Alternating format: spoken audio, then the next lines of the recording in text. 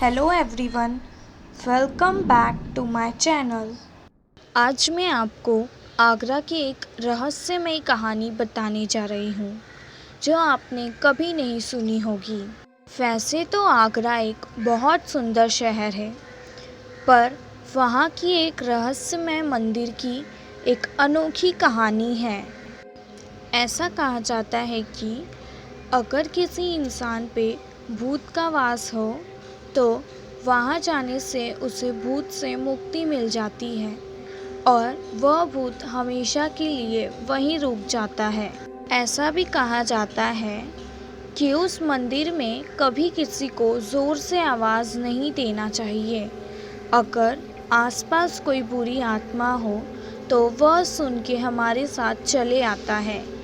वैसे तो यह सब बातें सच्ची नहीं लगती, पर आगरा की रहने वाली एक लड़की के साथ ऐसी घटना घटित हुई जो कभी किसी ने सोची भी नहीं होगी। लड़की का नाम शीतल था।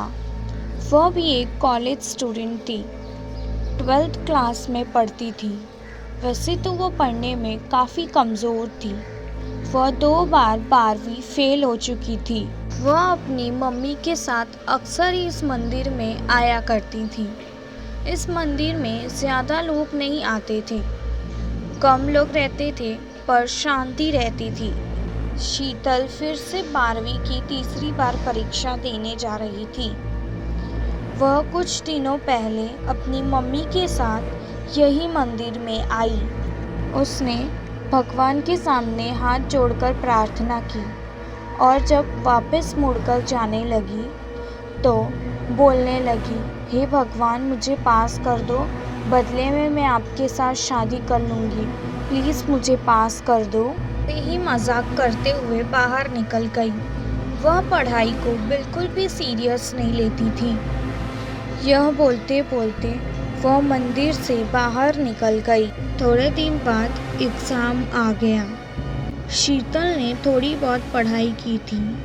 उसका पढ़ाई में मन भी नहीं लगता था। जैसे तैसे सारे एग्ज़ाम ख़त्म हो गए और फिर छुट्टियों का दिन आ गया। उसे अब भी यही लग रहा था कि वह फेल होने वाली है।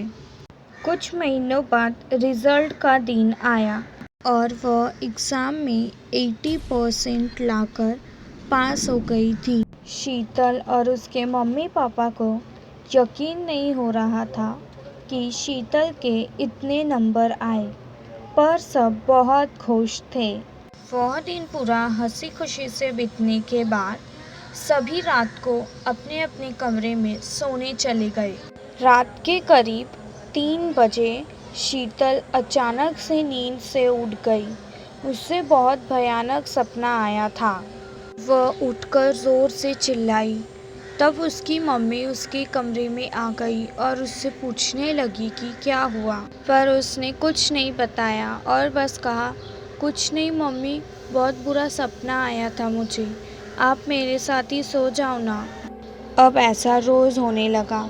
शीतल को बस एक ही सपना आता था जिसमें उसकी शादी हो रही है एक भूत के साथ, और जब वह मना करती है शादी के लिए तो उसे वह गला दबाकर मारने लगता है।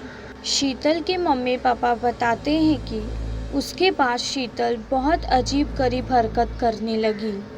पहले तो वह दिन हो चाहे रात हमेशा डरी डरी रहती थी और चिल्लाती रहती थी, मुझे बचाओ इससे, कोई मुझसे बचाओ, मैं इससे शादी नहीं करूँगी। यही नहीं, वह अब बाहर जाने से भी डरने लगी थी और फिर एक ही बात बोलती रहती थी। शीतल की ऐसी हरकतें देखकर आसपास के लोग भी अब डरने लगे थे। वह सब बोल रहे थे कि शीतल पे कोई भूत प्रेत का साया पड़ गया है, हमें उसे कोई बाबा को दिखाना चाहिए। फिर एक रात शीतल अपनी मम्मी के साथ कमरे में सोई हुई थी। शीतल की छोटी बहन स्नेहा वहाँ आई और बोली, मम्मी मुझे भी आपके साथ सोना है। और फिर तीनों वह कमरे में सो गए।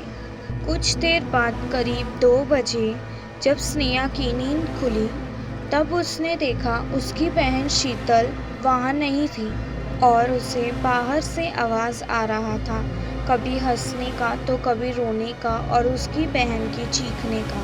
जब वह बाहर गई तब उसने देखा एक बड़ा सा आदमी सफ़ेद कलर का कपड़ा पहनकर उसकी बहन का हाथ पकड़कर उसे खींच रहा था और उसकी बहन ज़ोर ज़ोर से चीख रही थी और वह आदमी ज़ोर ज़ोर से हंस रहा था और उसके आसपास सिर्फ धुआं धुआं था, कुछ भी साफ नहीं दिख रहा था और उसके आसपास बहुत सारे ऐसे औरत आदमी खड़े होकर हंस रहे थे जो बहुत ही अजीब दिख रहे थे। स्नेहा बेहोश हो गई। जब सुबह वह उठी तब उसे कुछ भी नहीं समझ आ रहा था कि उसके साथ यह सब क्या हुआ। उसने अपनी मम्मी पापा को सारी बातें बताई। उनके मम्मी पापा को भी समझ नहीं आ रहा था कि उनके घर ये सब हो क्या रहा था और अब शीतल जैसी स्नेहा भी होते जा रही थी। और कुछ दिनों बाद स्नेहा अपने कमरे में पंखे पर लटकी हुई मिली और वह मर गई और शीतल के मम्मी पापा को कुछ भी समझ नहीं आ रहा था कि यह सब क्या हो रहा है। जिस पंडित से वह यह सब मदद ले रहे थे वह भी कुछ नहीं कर पा रहे थे। तब शीतल की मम्मी शीतल को लेकर वही मंदिर में वापस गई। पंडित शीतल को देखकर तुरंत समझ गए कि शीतल पे कोई बुरा साया है।